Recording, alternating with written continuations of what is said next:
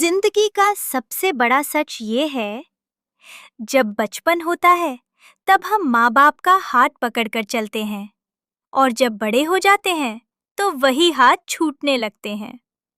ये कहानी है एक बेटी अनाया की।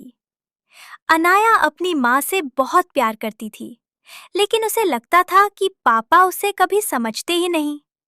पापा हमेशा डिसिप्लिन की बात करते, टाइम पर घर आओ, पढ़ाई पर ध्यान दो, जिंदगी मजाक नहीं है। अनाया को लगता था पापा हमेशा मुझे रोकना चाहते हैं। उसकी माँ हमेशा कहती, बेटा, तुम्हारे पापा का प्यार अलग होता है, वो बोलते कम है, महसूस ज्यादा करते हैं। लेकिन अनाया ने कभी इस बात को सीरियसली नहीं लिया।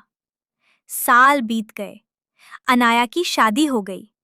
अपने नए घर, नए रिश्ते और नए सपनों में वो इतनी उलझ गई कि माँ बाप को फोन करना भी कम हो गया। एक दिन उसकी माँ का मैसेज आया, बेटा, पापा आजकल बहुत चुप रहते हैं, तुम्हें याद करते हैं। अनाया ने सोचा, कल कॉल कर लूंगी, लेकिन उस कल ने फिर से देर कर दी। 2 दिन बाद एक फोन आया।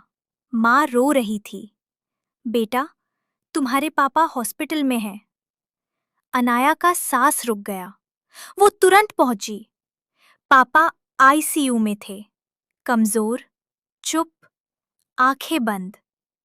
अनाया उनके पास गई, उनका हाथ पकड़ा और फूट फूट कर रो पड़ी। पापा, उठ जाओ, मैं आ गई। पापा ने धीरे से आंखें खोली और बहुत मुश्किल से कहा, खुश रहना बेटा। बस इतना कहकर उनकी आंखें हमेशा के लिए बंद हो गई। उस पल अनाया को समझ आया, पापा की दात भी दुआ होती है, उनका गुस्सा भी फिक्र होता है और उनकी खामोशी में भी प्यार छुपा होता है। लेकिन अक्सर हम ये सब तब समझते हैं जब बहुत देर हो चुकी होती है।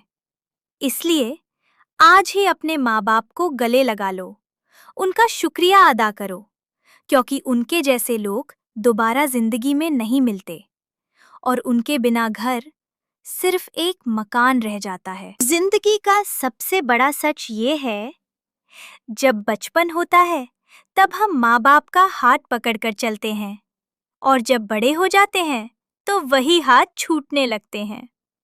ये कहानी है एक बेटी अनाया की। अनाया अपनी माँ से बहुत प्यार करती थी, लेकिन उसे लगता था कि पापा उसे कभी समझते ही नहीं। पापा हमेशा डिसिप्लिन की बात करते, टाइम पर घर आओ, पढ़ाई पर ध्यान दो,